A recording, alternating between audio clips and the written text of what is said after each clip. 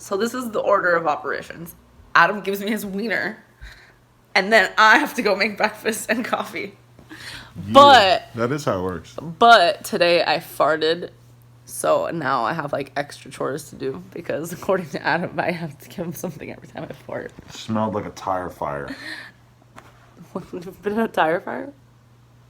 Yeah. It smelled like your farts. Do BMX riders just like put all their old tires together and light them on fire and dance around them? Is that like a thing? You don't think a tire fire is just like a thing that exists in the world? Okay, your new chore is to Google tire fire. Okay, thanks, Dad. You fucking turd. And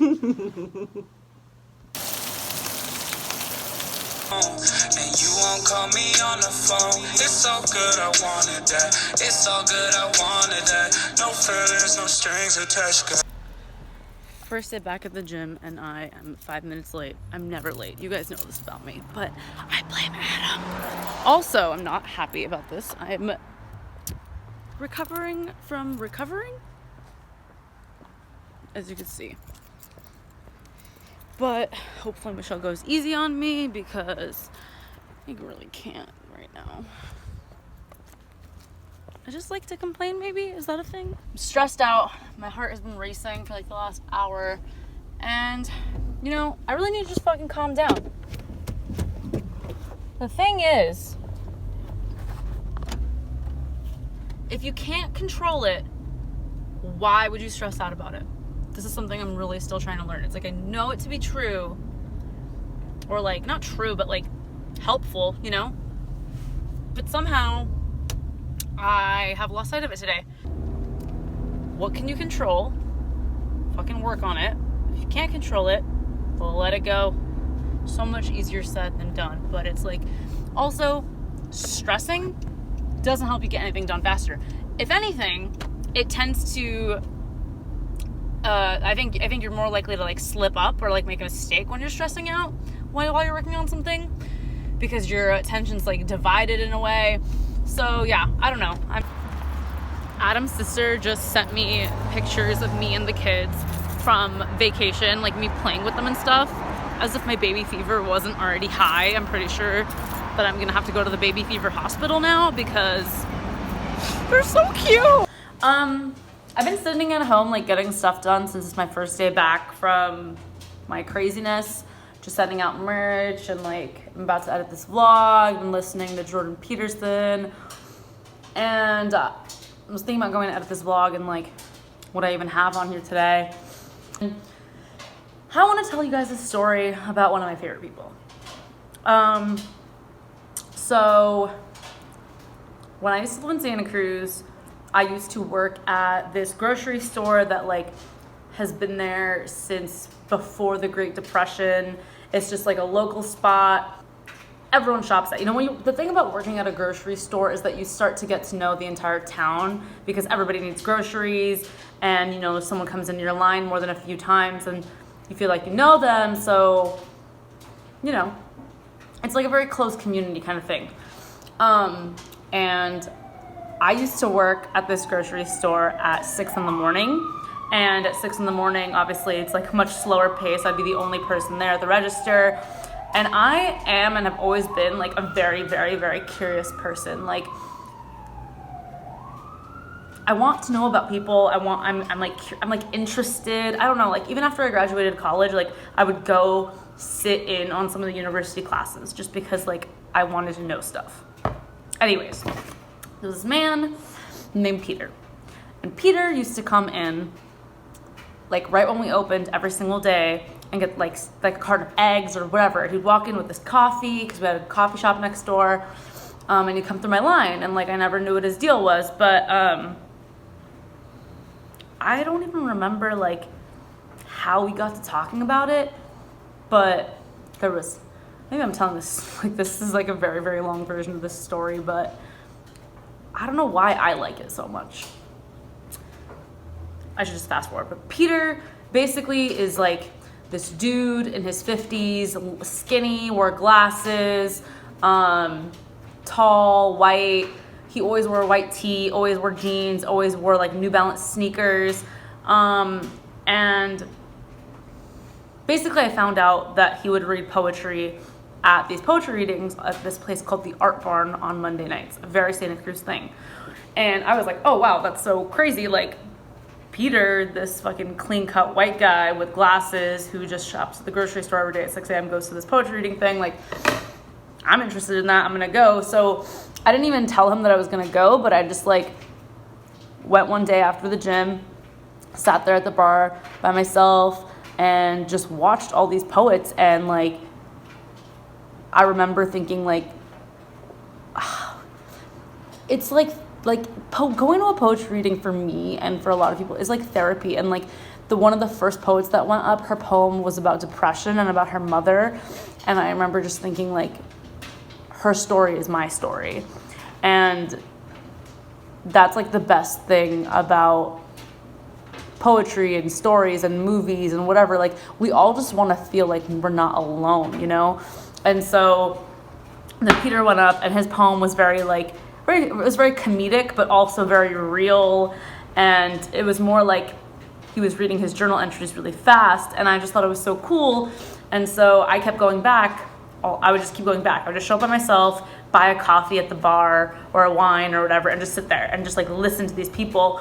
And him and I basically became friends. And like, I was 21, he was 57, he's a man, I'm a woman, and like, everyone at the grocery store thought it was so weird, but we were really, truly, truly platonic friends. And like, even when we first like started talking at the Art Barn after I went to one of the poetry readings, he was like, I don't want you to treat me like I'm like your older uncle or dad or teacher. Like, I just want us to be friends. And I was like, yeah, I like that. Like, I think that's cool.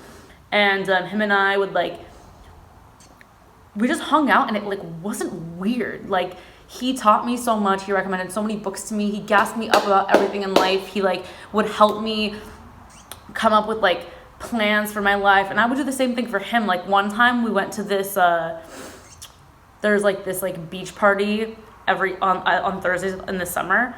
And one time like I was like, come, like, let's go. And he was like, okay. So we go, and like his like ex-girlfriend is there, and so I become his like wingman, and basically like they get another date together because I was like helping him out and stuff. And like, it was just such a nice, I don't know, it was so cool.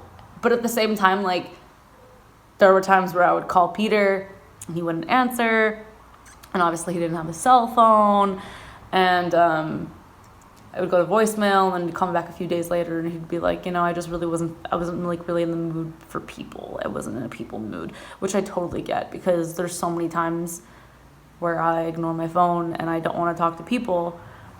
But anyway, we were really good friends, and like, I moved here from Santa Cruz like 3 years ago, and I would think about Peter every single day in a platonic way. Like,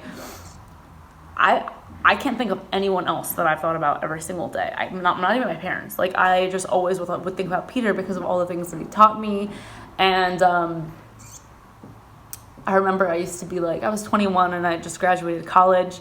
And, you know, when you're in college, you start to think like, oh, this is over. Like, I should have picked my career path, and I'm getting old now and whatever. And he would be like, what are you talking about? And he would always tell me these stories about like, oh, so-and-so wrote for 13 years before they let anyone read one of their pieces of work. And look at them now. They've written this book and that book and that book, and they're famous. And he told me stories about his mom, who didn't start running until she was like in her 60s, and then ended up like placing like first place in her class or in her age range or whatever. And I was thinking like, okay, Peter's like in his 50s, and he's just started writing poetry and reading publicly at these poetry readings, and everybody likes him. And he would tell me things like, we had very similar interests. We both liked reading like all kinds of like self-help stuff, psychology stuff, and he would just be like, think about yourself as a warrior, and like write out like imagine your deathbed, like what do you want people to say about you, and close your eyes and watch the movie of Lena. Like, what movie do you want to see? I want to see your movie. I want to see you doing well. And I would always think about these things. Even when I moved here to LA, every time I had a bad day, like especially, I would think about all the things Peter said to me. And he would always say to me, you get unlimited mulligans. One morning, earlier this year, I woke up and I was like, I want to write about Peter because I love Peter and I don't want to forget the story of Peter and I. And I hadn't talked to Peter in the entire time that I left Santa Cruz. We didn't call each other. He didn't call me. I didn't call him. We didn't leave on bad terms or anything, but like we just didn't call each other. But I would think about it all the time.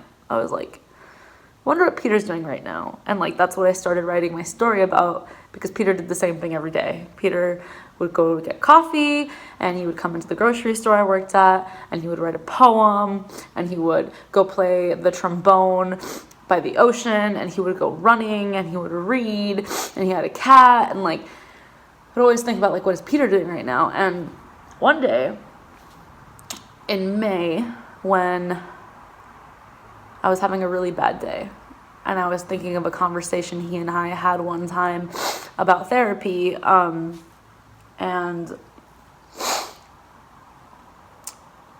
he said to me that he shared with me that he didn't feel like therapy helped him, that the therapist wanted to talk about all these old issues about his childhood, and he thought that some things were just better left untouched, you know, like because they just brought up too many issues for him. And that's like one type of therapy, like psychotherapy, I'm guessing. And so he just like wasn't a fan. There are other types of therapy, obviously, but I was calling him because I wanted to ask him about therapy and talk to him about it, because I was having this moment where I was like, maybe I should go to therapy about these problems I'm having.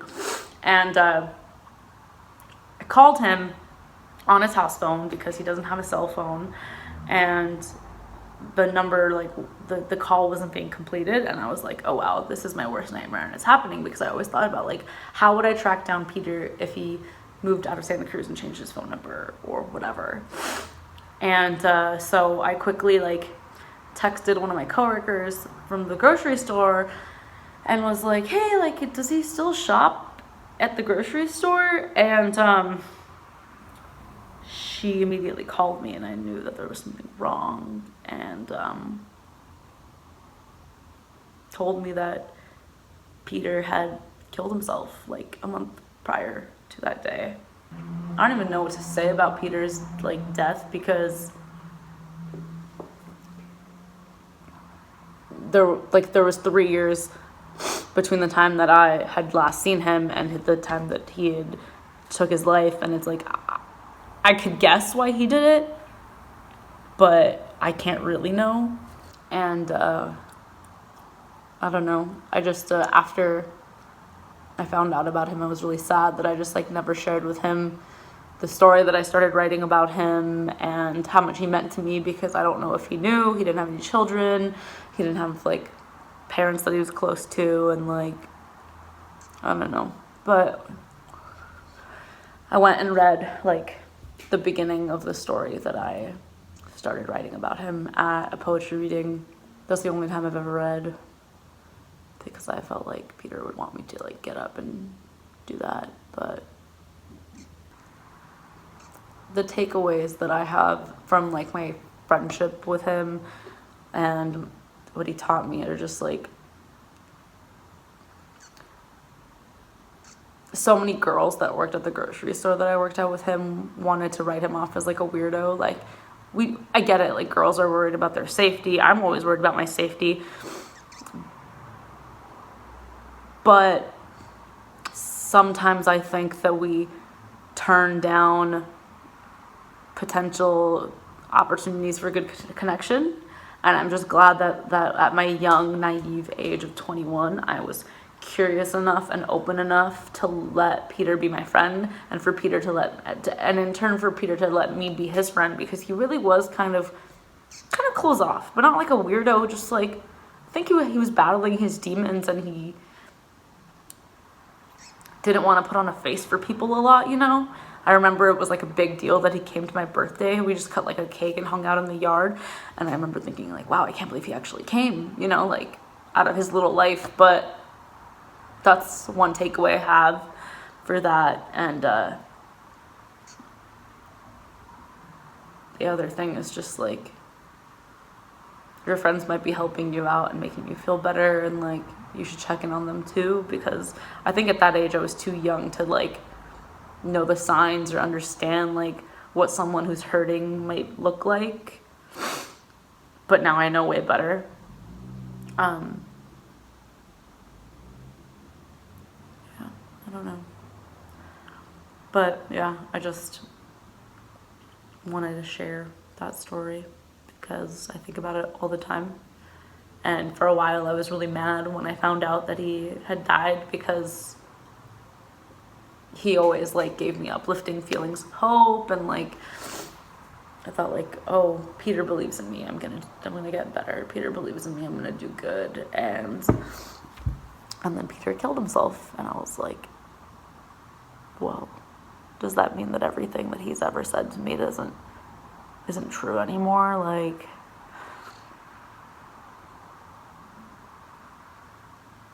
did it not mean anything? My phone died while I was doing that, but I'm pretty sure it was basically done with it. There's a good chance I'm getting sick right now because I sound like ass. Yeah, I love you all. Thank you for watching my very intimate vlogs where I really forget you guys are here and listening to me. And I feel like it's almost like Dear Diary. Blah, blah, blah, blah, blah. It's almost the end of the year. Thinking a lot about 2017. Yeah, 2018. I know it's corny to be like, oh my god, New Year's resolutions, but I just want to take everything I learned this year, think about my losses, think about all the things I've been through, and actually put those lessons to good use, you know? I feel like I'm not finding the words I need, which is a very big problem, which means I need to read more, which should probably be one of my goals. Also, I'm halfway through that book that I was reading, so I really need to finish that. Now I'm just ranting. But I love you all. See you tomorrow.